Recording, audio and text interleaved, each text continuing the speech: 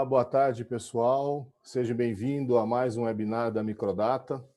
Hoje vamos estar falando sobre etiquetagem de produtos têxteis, uma alteração que nós tivemos na lei da etiquetagem do Mercosul, né? Está entrando agora. Antes de iniciar o nosso webinar aqui, eu gostaria de primeiro agradecer a presença de todos e informar que esse webinar está sendo gravado e amanhã ele será disponibilizado nos canais do YouTube da Microdata. Quem estiver utilizando ou pelo computador ou pelo celular que estiver nos assistindo, pelo Zoom, tem um íconezinho chamado QIA, né? Mexeu com o mouse ou tocou na tela do celular, vai aparecer esse íconezinho chamado QIA. Por esse ícone que vocês vão poder estar fazendo as perguntas para a nossa convidada, que daqui a pouco ela vai estar aqui com a gente. Tá? Quem tiver pelo Facebook também pode comentar lá no Facebook, que nós também vamos estar passando as perguntas aqui para a nossa convidada.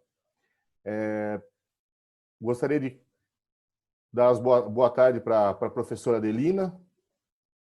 Ela está aparecendo aí. Boa tarde, professora. Professora, mestre, professora da Unisal, professora da FATEC, superintendente do Comitê Têxtil da BNT. É uma convidada muito ilustre que a Microdata traz hoje para debater sobre esse assunto aí da etiquetagem de produtos, essa mudança dos padrões aí, né? Atualização. Então, a professora vai estar dando uma aula para nós aqui hoje. Nossa previsão aqui é de mais ou menos 45 minutos a 1 hora. As perguntas, conforme vão chegando, nós vamos encaixando essas perguntas aqui. E aí nós vamos estar, fiquem à vontade de fazer pergunta. Também o que não der para responder hoje, a gente também repassa para a professora e respondendo por e-mail para todo mundo, tá? Então, professora, muito obrigado pelo aceitar o nosso convite, tá? A Microdata está muito honrada com a sua presença e a palavra é sua. Então, eu que agradeço a oportunidade de estar aqui e realmente toda a oportunidade de falarmos sobre normalização, qualidade e, em especial, esse único item que é obrigatório na questão da indústria têxtil e confecção, devemos sempre nos prevenir e cuidar, porque isso, além de ter aquele problema da multa, que por ser um item obrigatório, tem o problema da comunicação com o seu cliente. Quanto melhor você fizer a etiquetagem, melhor será a comunicação com o seu cliente.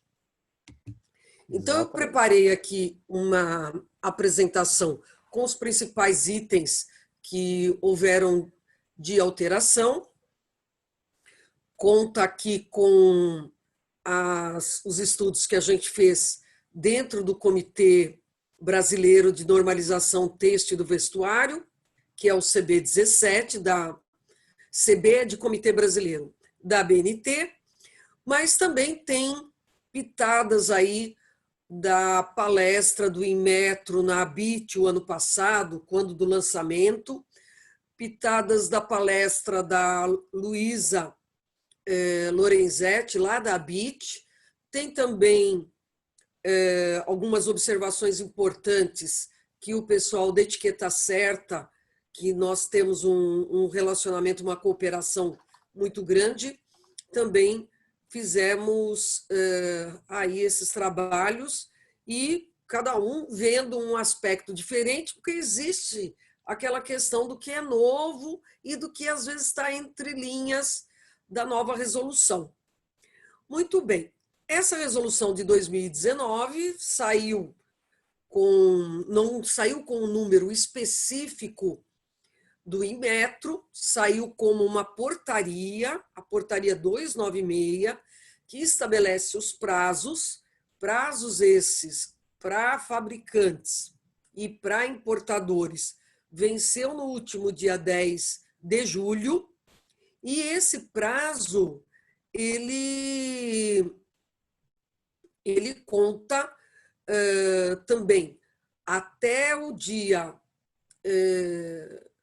10 de dezembro, ele conta com mais um vencimento, que é no caso do que estiver em distribuidores, e depois, o ano que vem, finalmente, em 10 de julho de 2021, nós temos a nossa fiscalização atuando junto ao comércio final, aos magazines, às lojas, ou seja, já perto do consumidor.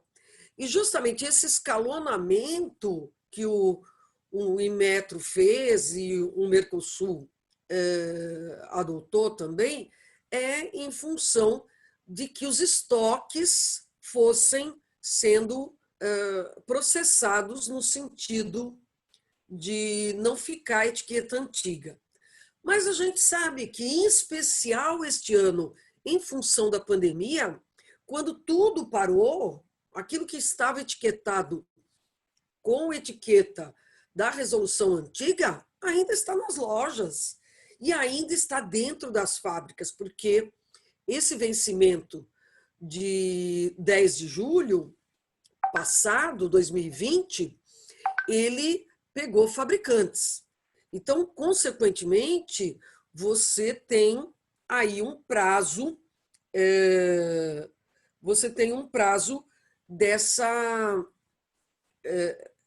desse escoamento. Como nós não tivemos escoamento durante a pandemia, existe muito produto dentro do fabricante com etiqueta desatualizada e sujeita a multa. Então, precisa ter muita atenção nesse sentido de fazer essa troca de etiquetas. Então, nós temos nessas de alterar da resolução número 2 de 2008 para essa de 2019, havia, sem dúvida, aí um volume muito grande sobre alterações necessárias ao mercado. Não só em relação à simbologia da norma ISO de simbologia de cuidados, que na resolução número 2 de 2008 ainda falava da ISO de 2005, que tinha uma forma de colocação de símbolos, tipos de simbologia diferentes do que a norma vigente de 2013, a simbologia de 2013. Então, quem tiver buscando na internet informações de simbologia, quem estiver trabalhando no sentido de mudar as suas etiquetas por conta da resolução 2019, cuidado de buscar informações sempre da norma 3758 de 2013. E é essa que está citada na resolução de 2019. Lá no final da nossa apresentação, eu vou deixar o e-mail para vocês também, para quem desejar receber a resolução 2019. É uma resolução que está no site do Inmetro, mas às vezes é difícil para você achar, buscar isso lá. Então, manda um e-mail que eu encaminho para você sem problema nenhum. Então, nessa alteração, nós tivemos a manutenção dos 12 capítulos e tivemos aí a alteração. Em vez de chamar anexo A e anexo B, virou apêndice A e apêndice B. O apêndice A é a relação de fibras, os nomes técnicos das fibras, e o apêndice B é dos produtos que a gente não precisa etiquetar. Em quase todos os capítulos, nós tivemos alterações nas informações obrigatórias, no enunciado da composição. Indiretamente, aqui no capítulo 3, tivemos alteração, porque o apêndice A, de nome de fibras, ele incluiu duas fibras novas. Então, isso acabou também, no capítulo 3, significando uma alteração. Mas no enunciado da composição do capítulo 4, tive alteração. No capítulo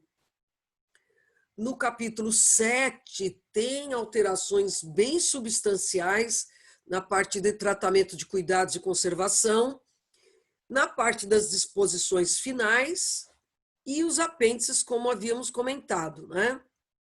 Então, logo na questão do capítulo 3, na parte das informações obrigatórias, nesta vez foi bem interessante, porque em vez de falar simplesmente produtor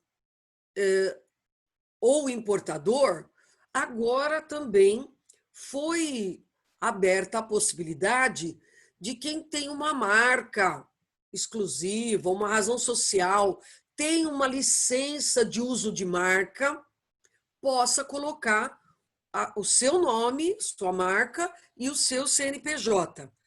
Antes ficava aquela confusão de, se eu colocar o nome da minha marca e o meu CNPJ, mas o meu CNPJ não é CNPJ de fabricante nem de importador.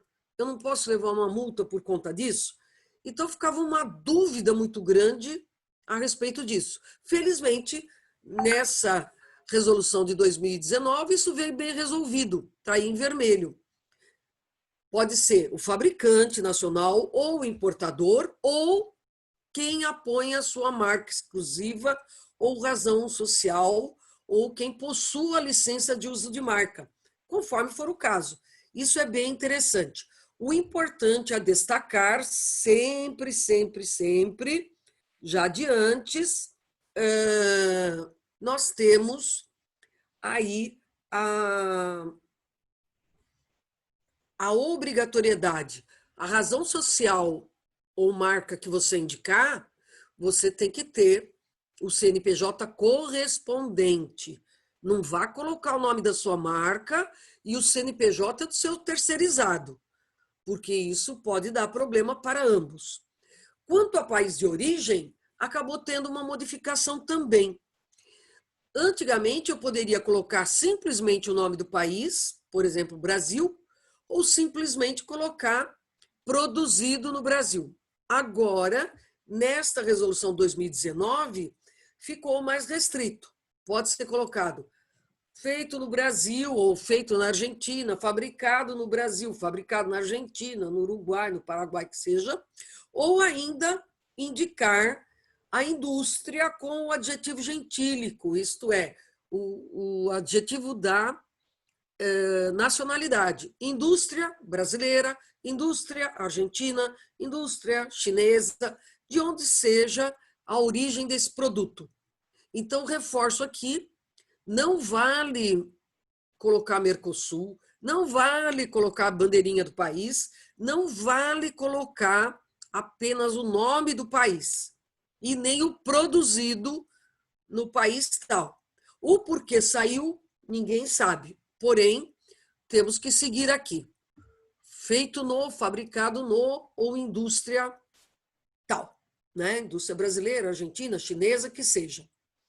Na parte de fibras têxteis, mantém-se a mesma questão de colocar os nomes técnicos, apenas os nomes técnicos que estão no apêndice A, colocar os percentuais, pode colocar antes do nome da fibra ou depois do nome da fibra, e também nos tratamentos para conservação de produto, nessa resolução veio citando a norma 3758, que é uma norma da ISO, que é equivalente aqui no Mercosul, que ela, a última edição, a última revisão é 2013.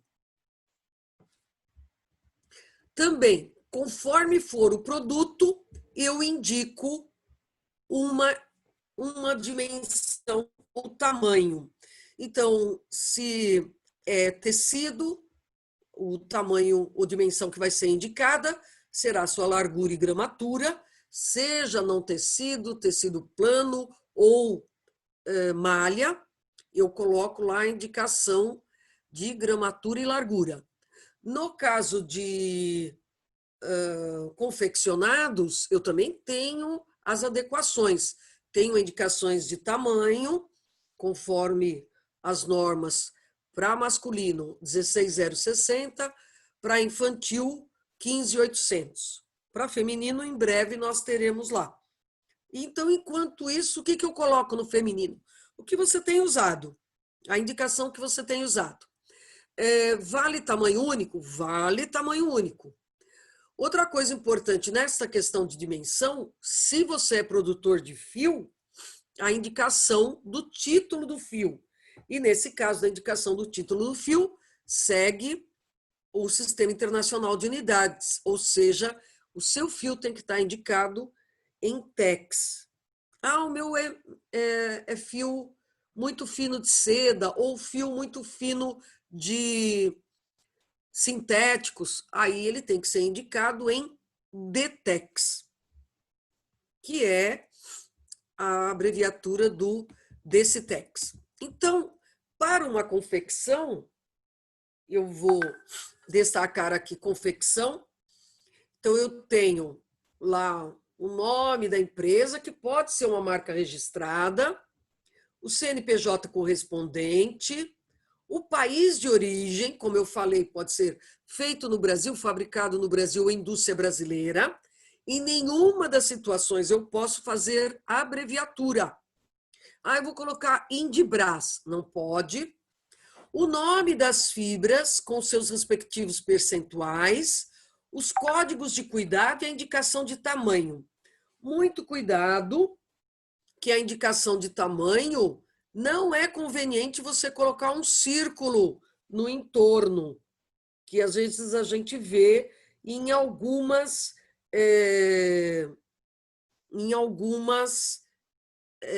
marcas, as etiquetas colocam um círculo aqui em volta do tamanho.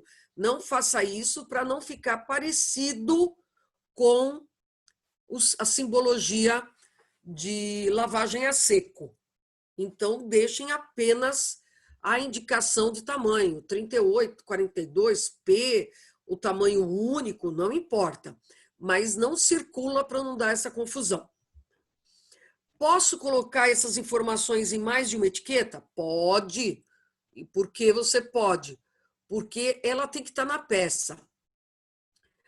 Ainda nessa questão da identificação na etiqueta, quando eu tenho diversas partes numa confecção, por exemplo, eu tenho uma gola indicada com uma determinada composição, eu tenho uma manga com uma outra composição, se não der 30% do total da peça, eu não preciso indicar.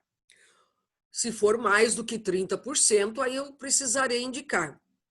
Porém, se for forro, mesmo que o forro seja 3% do total da peça, deve e sempre você deve de indicar os forros. Isso está lá no item 13.1.1 da resolução. Nesta resolução de 2019, o item 15, que fala do que você não precisa levar em consideração na hora das partes de uma peça, na resolução passada, falava que forro de bolso você não precisa identificar na etiqueta. Antigamente, na de 2008, na de 2019, o que aparecia antigamente como forros de bolso foi substituído só por bolso. Então, muita atenção, pessoal, que faz confecção jeans, que tem aquele tecido de forro de bolso, que muita gente fala que é o próprio bolso, mas até o tecido é chamado forro de bolso. Quando você compra em peça, é chamado de forro. Então, na hora que você faz a sua etiqueta, mesmo ele sendo um pequeno percentual, nós temos que indicar lá que o forro de bolso é tal e tal composição. Por que isso foi mudado? Talvez porque muita gente começou a reclamar que o forro de bolso não vinha identificado a composição e o usuário queria saber qual é a composição daquele forro, visto a posição que ele fica tão junto da pele. No capítulo 7, houve, assim, muitas alterações, não por conta da norma 3758, porque bastava mudar o número do ano de 2005 para 2013 e estava resolvido. Mas foi colocado outros quesitos. Com relação à sequência, isso é bem conhecido já desde 1988, quando a BNT adotou essa norma no Brasil. Mas vale a pena reforçar. Os ícones, a simbologia, e mesmo se você colocar texto, vem nessa sequência. Lavagem doméstica, alvejamento, se você alveja junto com a lavagem. Muitas máquinas de lavar, inclusive, tem lá um dispenser para você colocar a lavagem. Tem a parte de secagem, passadoria, cuidado têxtil profissional. Cuidado têxtil profissional, você compreende o que é feito na lavanderia, que é a limpeza a seco, onde você usa um solvente, ou a limpeza úmido, onde a própria lavanderia faz isso com água. Pois bem, na resolução de 2019, veio algumas obrigatoriedades no capítulo 7, nesse item 23.1, que pertence ao capítulo 7, ele fala da sequência. E também alerta que, se você proibir a secagem do tambor, você deve de indicar uma secagem natural, o que antes não era obrigatório. E a própria norma 3758 não coloca isso como obrigatório. Porém, sempre que a BNT era consultada, nós aconselhávamos o pessoal a indicar, sim, uma secagem natural, para que o consumidor não inventassem formas de secagem diferenciadas. Por exemplo, consumidor que acha que secar atrás da geladeira é secagem natural. Ah, não, eu não coloquei na secadora, eu coloquei para secar num cabide atrás da geladeira. Mas aí é óbvio que vai dar um encolhimento diferente, né? Então, é importante que a gente inclua esse símbolo da secagem natural. E é permitido agora você colocar, mesmo que você der uma opção para a pessoa fazer a secagem na secadora, você tem uma secagem, você ter uma secagem também no natural. E eu digo, como mãe, eu sei muito bem qual é a importância de você ter uma indicação de como secar na secadora e como secar no natural, por exemplo, em uniforme escolar. Porque, às vezes, chega 10 horas da noite no domingo e seu filho ou filha avisa: não tem uniforme para amanhã, não tem camiseta da escola. E aí você tem que sair correndo para lavar e secar onde? Numa secadora, né? Então, é bom ter as duas opções, sim, mesmo que positivas. Então, aqui eu tenho um exemplo. A lavagem, nesse caso, é uma lavagem doméstica manual.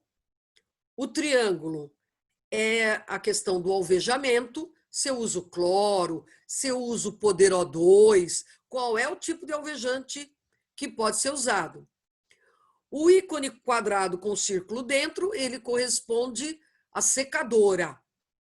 O ícone quadrado com os traços dentro, secagem natural, ou varal, ou aquele tipo mesa para você colocar a peça deitada e ela não ficar muito deformada.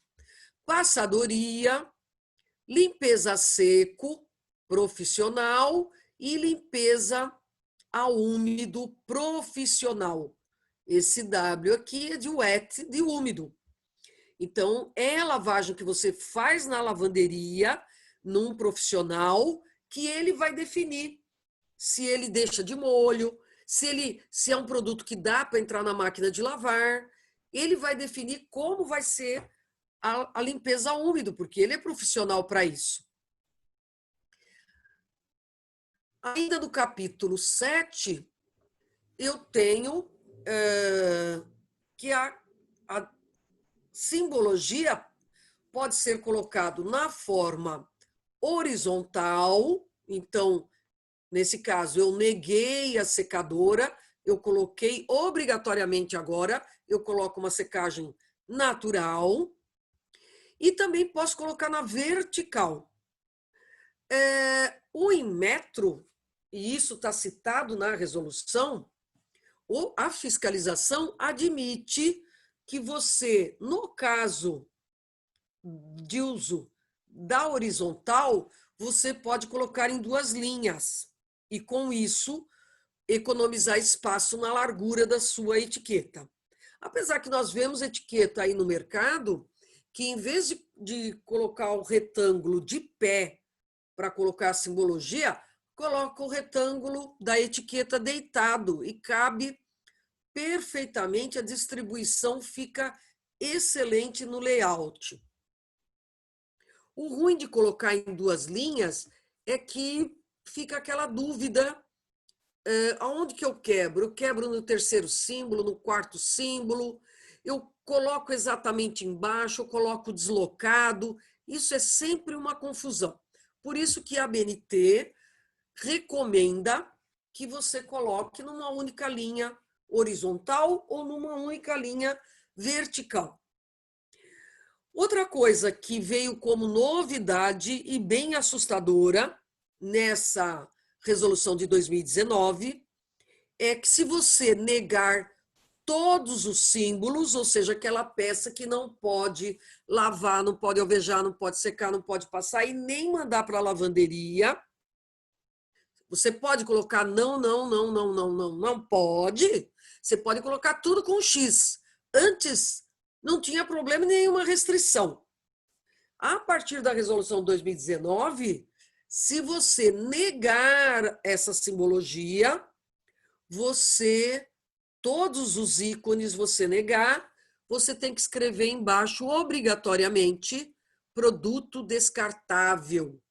Se ele não admite limpeza, se ele não permite nenhum jeito de você lavar ou higienizar, a recomendação não. A obrigação que você tem, a partir da resolução, é colocar produto descartável.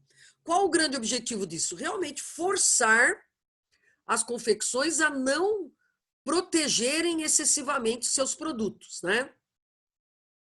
Também na resolução veio essa novidade, que, se eu indicar como não permitida a lavagem doméstica, que é a lavagem na máquina de lavar, ou a lavagem manual, se eu não permitir, obrigatoriamente eu tenho que puxar as limpezas profissionais. Mas também não dá para fazer limpeza profissional. O produto é muito delicado, não dá para fazer limpeza profissional. Então, seu produto é descartável e você vai ter que colocar aquela frase do mal. E é muito ruim. Por que essa frase é muito ruim? Porque você acaba tendo uma depreciação do seu produto quando você inclui lá produto descartável, né?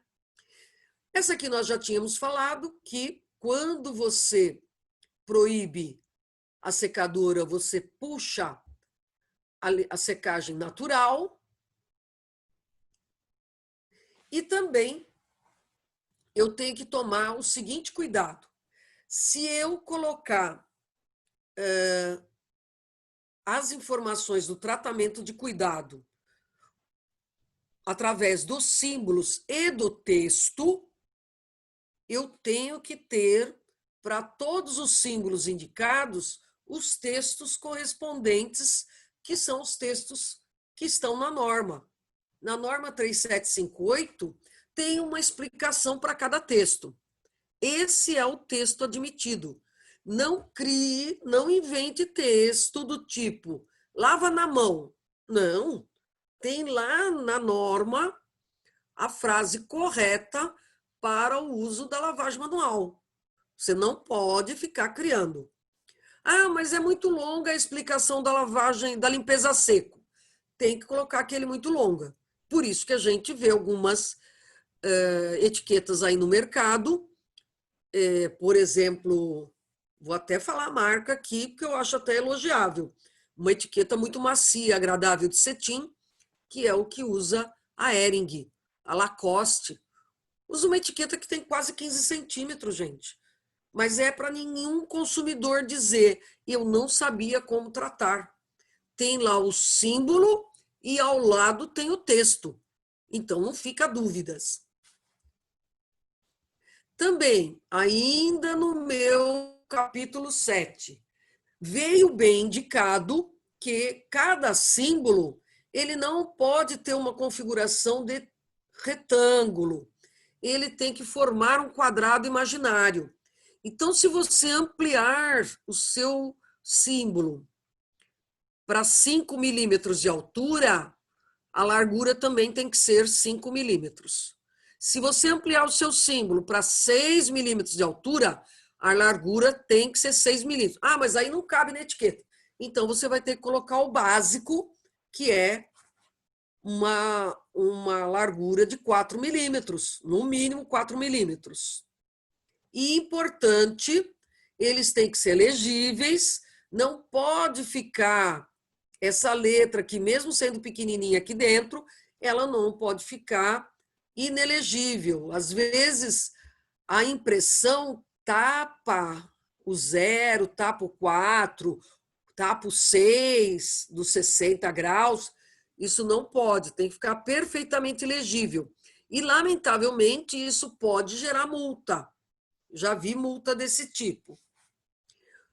Outra coisa importante, Cruz de Santo André, que é um adicional, aqueles tracinhos que você coloca embaixo, isso não faz parte do quadrado imaginário.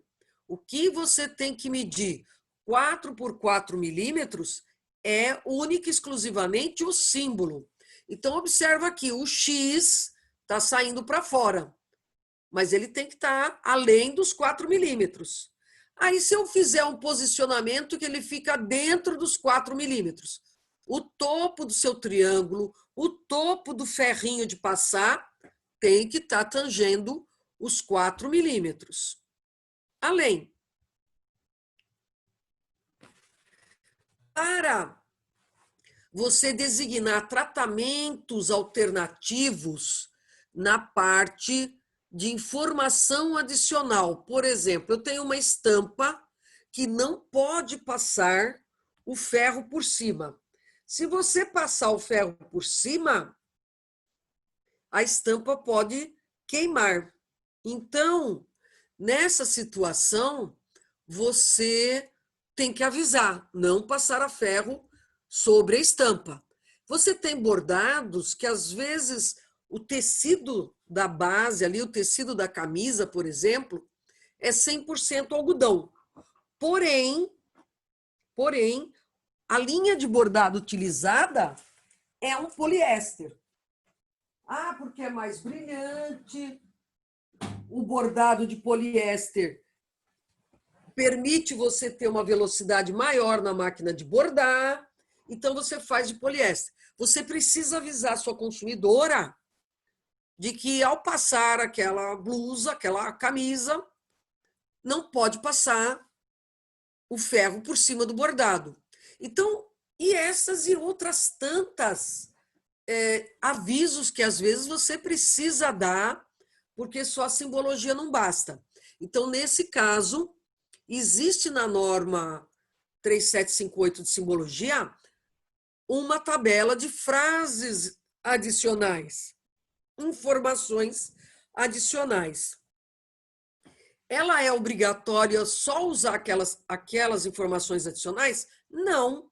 Tanto que na norma ela está assim como tabela de exemplo de informações adicionais. De repente, você pode criar outras informações adicionais.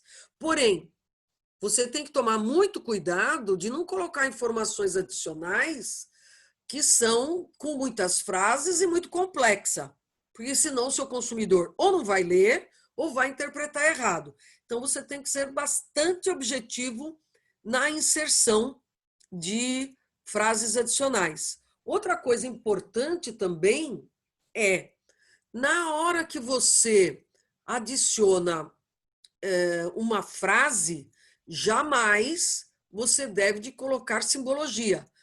Por exemplo, você coloca uma frase lá, não passar sobre a estampa. Você deixa só a frase. Nunca, nunca coloque o símbolo do ferrinho. Por quê? Porque o símbolo do ferrinho ele é para a peça de uma maneira em geral. Então, se você colocar o ferrinho negado, vai parecer que a peça toda não é para passar. E lá no meio das simbologias entre a secadora e a limpeza a seco, tem o ferro de passar, permitindo passar o resto da peça. Então, quando colocar informação adicional, jamais colocar qualquer simbologia. Ah, eu inventei uma simbologia para minha informação adicional. Não arrisque, gente. Por quê? O próprio fiscal ele pode te multar porque você colocou uma simbologia que não existe na norma. Ele tem poder para isso? Tem. Porque você não pode confundir o consumidor. E é exatamente isso que ele tenta minimizar a má comunicação ao consumidor. Então, eu devo de ter também muito cuidado quando eu tenho mistura de composição têxtil, por exemplo, tecidos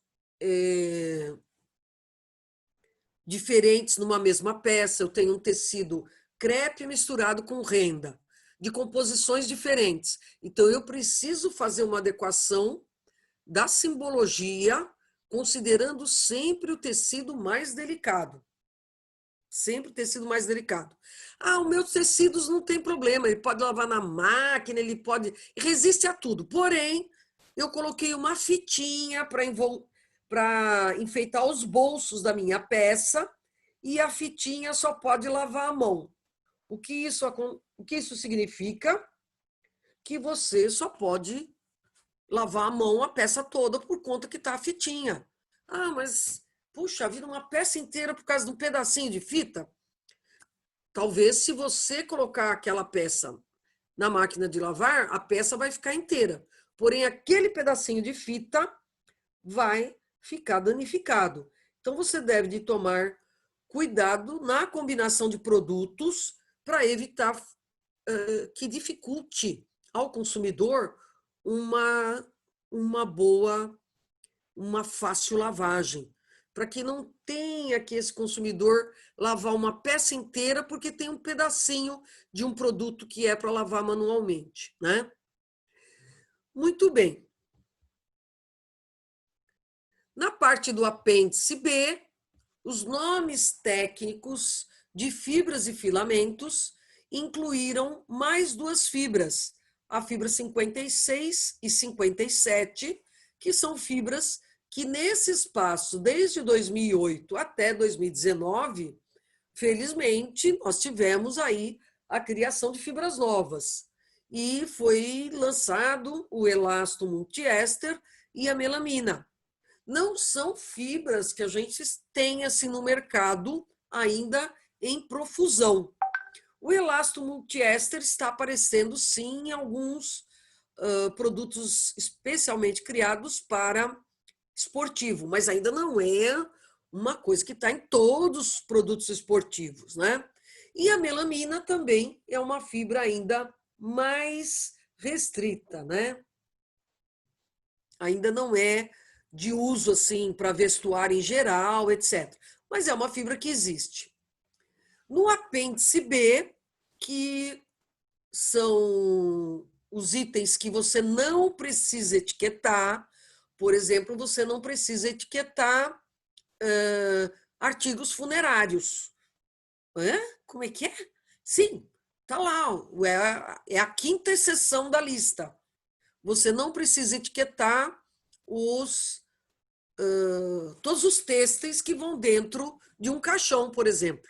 Então, ali vai bastante têxtil, tem a forração, tem o travesseirinho, tem a renda que vai por cima. Você não precisa etiquetar isso por motivos óbvios. E está lá no apêndice B. Está também no apêndice B que você não precisa etiquetar linha de pesca. Mas você vê que muitos fornecedores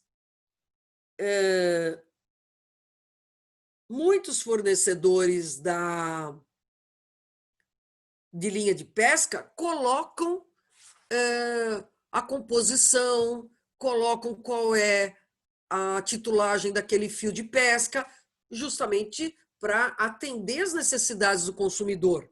Apesar de não ter que seguir a resolução, eles fazem isso. E foi somado, nessa versão de 2019, foi somado esses 2 itens, enfeites natalinos e similares. Você não precisa etiquetar, porque fica horrível você ter lá um enfeitinho de tecido, uma estrelinha com uma etiqueta quase maior do que aquela estrelinha de tecido. Um bonequinho de Papai Noel que a etiqueta fica pendurada, horrível, né? E também pesos utilizados para prender porta. Também não é necessário etiquetar, por motivos óbvios. A etiqueta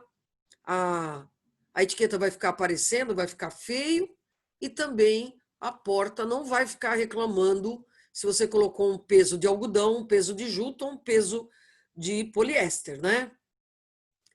Então, rapidamente assim, o que nós tivemos de alteração que mais pesou nessa resolução de 2019 foram esses itens que eu elenquei, e gostaria muito de agradecer a Microdata pelo convite, a oportunidade de estar divulgando normalização, qualidade, prevenção de multas e melhoria de comunicação com o seu cliente. E também, quem não tiver ainda a resolução de 2019 para etiquetagem, usa esse e-mail, que esse e-mail eu tenho acesso com bastante frequência, e eu encaminharei a vocês a resolução de 2019. Infelizmente, a norma da simbologia 3758, eu não tenho condições de mandar via e-mail, porque isso é um produto da editora ABNT. Então, realmente, a norma 3758 vocês têm que adquirir junto à editora ABNT através do www.abntcatálogo.com.br. Entra lá com o número 3758 e vem lá o orçamento para você. Se você tiver, ou alguém na empresa tiver um registro no CREA, o CREA te faculta um desconto de 50% na aquisição da norma. Mas as normas da ABNT, comparativamente a outras normas aí, mesmo normas da Argentina, do Uruguai, ou normas internacionais, a norma da ABNT é uma edição muito barata, muito acessível. Então, basicamente, é isso que eu gostaria de comunicar a vocês. E agora vamos ver o que temos de pergunta aí pelo chat. O pessoal começou a fazer as perguntas aqui, professora. A Esther está dizendo que ela gostaria dessa portaria 296. Ela ficou com dúvidas sobre as informações referente à razão. Eu acho que deve ser lá a primeira mudança, a razão social. Sim, que pode colocar marca, né? Isso, exatamente. Sem dúvida. Só usar meu e-mail, maria_adelina_pereira, que eu encaminho, @hotmail.com, que eu encaminho a resolução para ela, com certeza. Tá ok. Uma coisa que eu estava percebendo aqui, professora, eu acho que uma das coisas que está faltando é instrução para o consumidor, né? Porque as empresas têm um monte de instrução, mas o consumidor ele compra, mas ele não sabe ler etiqueta, né? E ele acaba fazendo tudo aquilo que a etiqueta fala que não pode fazer, né? E acaba sendo uma presa fácil para a defesa da confecção ou do produtor de tecido, porque ele chega lá com a peça. Ah, o que você fez aqui? Eu lavei na máquina de lavar. Ah, tá vendo esse primeiro símbolo? Era para você não lavar na máquina de lavar. Ah, eu pensei que era para não colocar na bacia. Perfeito. Aí o símbolo leva a esse engano, sim, né? Mas ele tem que se informar. E, lamentavelmente, nós temos o entendimento pelo consumidor muito lento, né? Nós temos isso não só no consumidor brasileiro, Emerson. Nós observamos, no caso do europeu, existe o próprio Ginetex, que é a entidade geradora desses símbolos, é quem pesquisa produtos de limpeza doméstico e industrial e comercial. Eles distribuem em feiras de moda, eles distribuem em magazines um imã para o pessoal colocar na geladeira com a indicação da simbologia, uma explicação breve da simbologia. Mas isso, infelizmente, ainda não foi o nosso caso, né? Professora, o vídeo da senhora tá desabilitado. Porque aí só fica aparecendo a minha imagem na Agora sim. apresentação. É isso. Só fica aparecendo a minha imagem na apresentação, a pessoa vai ficar assustada e vai sair, entendeu? Então, vamos dividir a tela. Tá bem. Tem mais uma pergunta aqui da Esther, que era sobre as simbologias em uma linha somente, né? Na verdade, a explicação da senhora disse que pode ser em duas linhas, né? Simbologias. Pode. Ou vertical ou horizontal, né? Mas na vertical só permite uma coluna. Ok. Mas quando é na horizontal permite duas linhas. Tá. Como a BNT, a exemplo do Ginetex, a BNT não recomenda. Porém, o Inmetro permite, o Mercosul permite. Então, porque pode gerar uma dúvida, né? Porque colocar em duas linhas lá, dependendo um símbolo negativo e um símbolo positivo embaixo, a pessoa pode achar que aquilo substitui a outra. Realmente é complicado. Que é um conceito da norma anterior. A norma 2005 era embaixo ficava o alternativo. Então, as duas linhas fica muito complicado. Porém, o fiscalizador permite, então a gente não questiona. Sim. E também colocar que o produto é perecível, né? Que é produto descartável também. Esse é forte, hein? Esse ficou forte. Isso é um choque. Imagina você dizer isso para o seu consumidor. O seu consumidor fica, mas... Não compra. Como assim? Produto descartável já tem... O nome já indica, ó, usou, jogou fora. Então, havia uma proposta diferente dessa por parte da ANEL, Associação Nacional de Empresas de Lavanderia, que propunha que a frase colocada fosse: o produto não permite higienização. Então, se você quiser continuar usando, pode usar, mas vai ficar sujinho. Posso usar uma roupa? Posso, joga no ar, deixa passar o ar, evapora lá joga um perfume e usa de novo. Agora, produto descartável foi bem pesado, né? Bem pesado. Mas é uma maneira que o Inmetro viu como forçando as empresas a não colocar negativo para tudo. Os Estados Unidos, na norma 3758, eles introduziram isso. Os Estados Unidos, eles colocaram a seguinte regra: se a empresa negou determinado símbolo, ela tem que ter um relatório técnico que testou e disse não pode fazer por esse caminho. Então, isso é talvez uma alternativa. Sim. Mas, no caso do Mercosul, a coisa foi bem extremada. Eu não sei por quanto tempo essa forma de indicação vai continuar. Porque os Porque é produtos... uma depreciação do seu produto, né? Sim, o que eu achei interessante é o fato de colocar, quando eu nego, eu tenho que colocar uma alternativa. Isso eu achei bem interessante, né? Porque pelo menos Sim, o cliente ele fica com uma alternativa, né? perfeito. E Uma... aí vem novamente aquela questão, né? A questão do...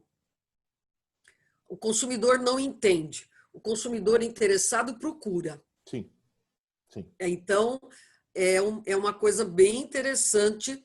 Você vê até a propaganda do Vanish, não sou garota propaganda aqui do Vanish, mas a gente tem que ressaltar as boas iniciativas. Sim. O Vanish, ele mostra o triângulo com as linhas inclinadas, que é o alvejamento com o poder O2. Não pode cloro, não pode cândida, água de lavadeira, mas pode o poder O2, quando você tem o triângulo com as duas linhas inclinadas. Mais uma pergunta aqui que está vindo do Fábio. Como elaborar a etiqueta quando recebo a matéria-prima exportada, né? Importada, né? Ele confecciona no Brasil e em seguida ele exporta novamente para os Estados Unidos. Ele recebe a matéria-prima dos Estados Unidos, pelo que eu estou entendendo aqui, faz a confecção e retorna esse produto para os Estados Unidos. Bem, e os Estados Unidos têm algumas exigências diferenciadas e, pior, a nossa etiqueta é Brasil, é Mercosul, melhor dizendo. Sim. No caso dos Estados Unidos, cada estado pode ter uma lei, uma exigência diferente. Então, qual é a melhor coisa? Bom, a etiqueta do Mercosul, modéstia à parte, ela é muito completa. Então, minha sugestão aí ao Fábio, faça a etiqueta conforme o Mercosul, traduza para o inglês e encaminhe para o seu cliente. Encaminha para o cliente e fala, olha, essa é a arte final que eu vou te mandar. Pode aprovar? E aí ele vai dizer, olha, aqui nos Estados Unidos, a gente não usa graus Celsius. Então, essa temperatura que você colocou de 40 graus Celsius na lavagem da máquina, para os Estados Unidos, a gente não entende, porque a gente usa a escala Fahrenheit. E na própria norma 3758, existe uma tabela para os Estados Unidos, que no caso de 40 graus, você coloca 2 pontinhos debaixo do número 40. Existe também uma outra exigência na hora dos Estados Unidos, de você exportar para os Estados Unidos, que eles também usam ainda o triângulo preenchido, o triângulo pretinho. Então, é importante que você, ao terminar a arte da sua etiqueta, manda para o seu cliente. O seu cliente aprovou. Se isso parar lá no porto porque a etiqueta está errada, aí você tem que atribuir a ele a obrigação de ir lá fazer o desembaraço. Né? Porque, afinal de contas, foi ele que não aprovou a coisa certa.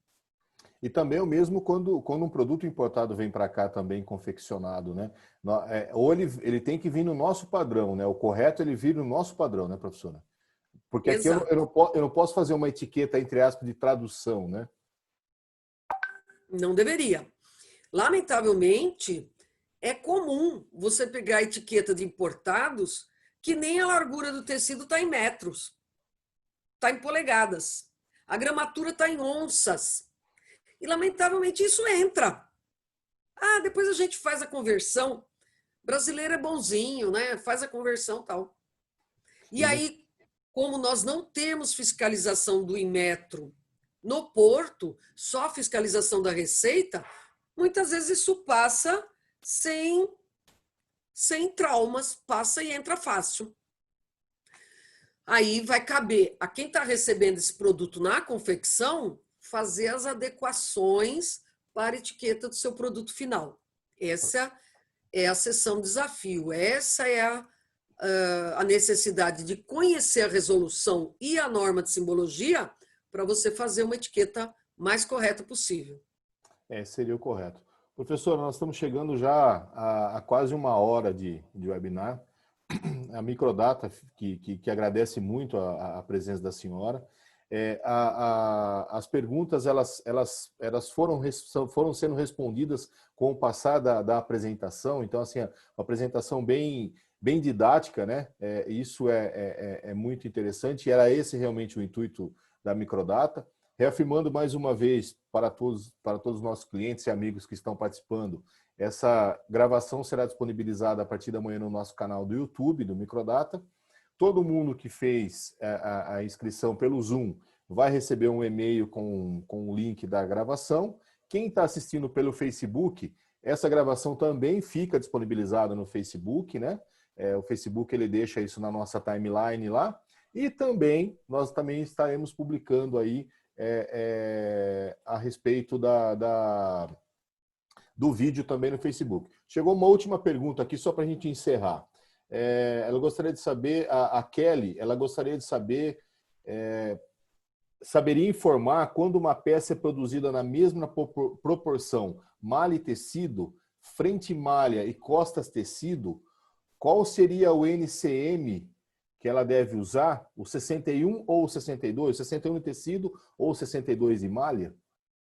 Ou ambos? Gente, isso é a parte de classificação tarifária. Aí não, né? Aí, qualquer palpite meu vai ser palpite. Será mero palpite. Mas isso aqui, Kelly, isso aqui, Kelly, nós vamos estar encaminhando para o nosso pessoal de fiscal da Microdata e eles podem responder para você sem problema algum. Mais propriedade. Tá? Nosso pessoal de fiscal, inclusive, nós temos pessoal de fiscal que também está assistindo esse webinar aqui. Nós vamos estar mandando para a Kelly. A Kelly é uma cliente nossa aqui de Americana, professora. Maravilha. Só para aproveitar o gancho da pergunta da Kelly, se a parte da frente, sendo tecido plano, por exemplo, a parte de trás, sendo tecido de malha, tanto a parte da frente como a parte de trás da mesma fibra, por exemplo, a frente é um tecido de algodão e as costas é um tecido de algodão, ela não precisa diferenciar na etiqueta. A peça é 100% algodão. Então, ela pode economizar muitas linhas na etiqueta, colocando só a composição 100% algodão.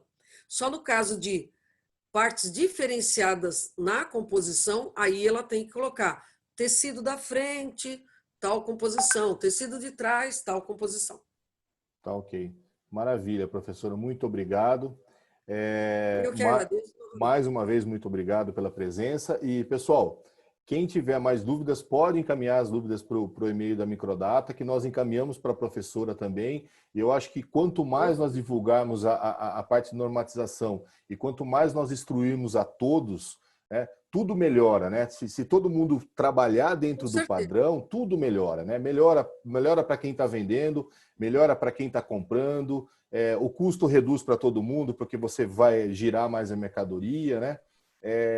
Aquele detalhe, se a pessoa que está comprando ela souber identificar a etiqueta melhor, né? Quem está vendendo souber mostrar para a pessoa que não sabe identificar uma etiqueta como aquela peça deve ser tratada, como aquela peça deve ser conduzida na sua higienização, ela com certeza ela não vai ter devolução de peça porque teve encolhimento, porque teve isso, porque teve aquilo. Vai fidelizar, né? Exatamente. Então, eu acho que esse ciclo de educação precisa ser disseminado a todos, né?